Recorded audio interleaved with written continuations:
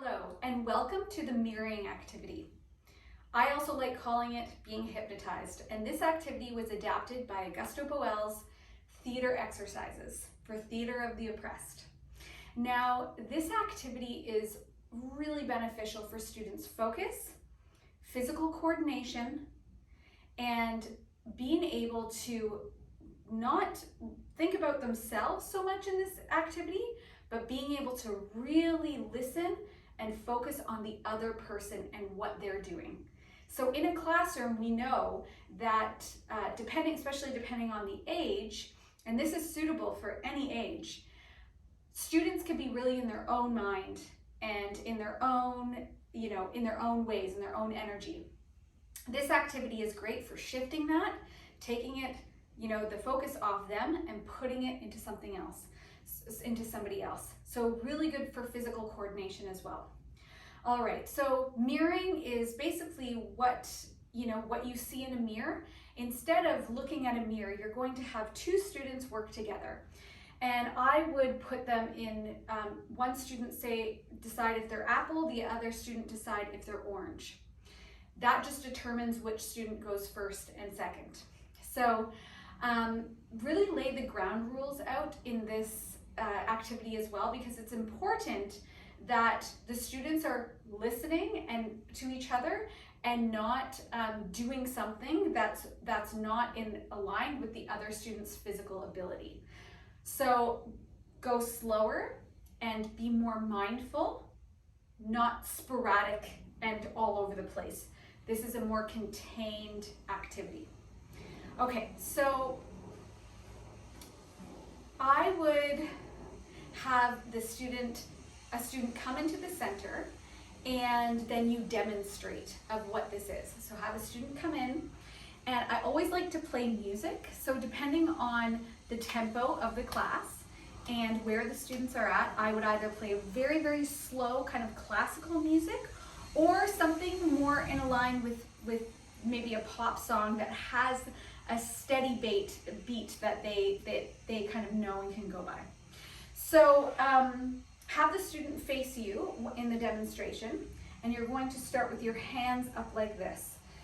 The other student is going to mirror you exactly the same. So you're just going to start moving your body, and the other student is going to copy you. So again, I would start very slow music. Instruct the students to go in different levels, maybe to get small or expand. Give them ideas as they're doing it. You cannot get this wrong, so anything that you're doing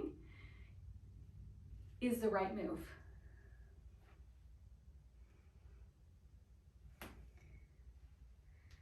Okay, good. Now, after you've done your demonstration, you put the students into pairs and you get them to do that.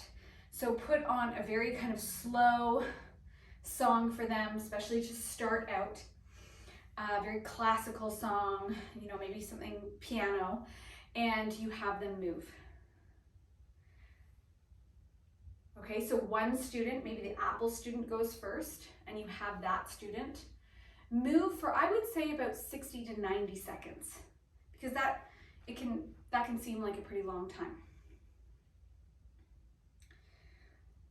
Okay, and then you switch partners. So each partner gets, the experience to be the leader as well as the follower. Now, try to do this about 2 or 3 times, and I would up the tempo in the music. Again, not something like 16 beats a minute or a tempo, but I would do something like, maybe 1, 2, 3, 4, 1, 2, 3, 4 on a quarter note, right? So have something that's maybe a little bit faster, depending on the student's comfortability. Again, every move is the right move. You don't have to worry about making, a wrong move, because there's no such thing. Okay. Okay, so after you do that a couple times, very important, after every exercise, you debrief with them. So how did your body feel when you were moving? How did it feel to be the leader? How did it feel to be the follower? What tempo did your body enjoy moving most to?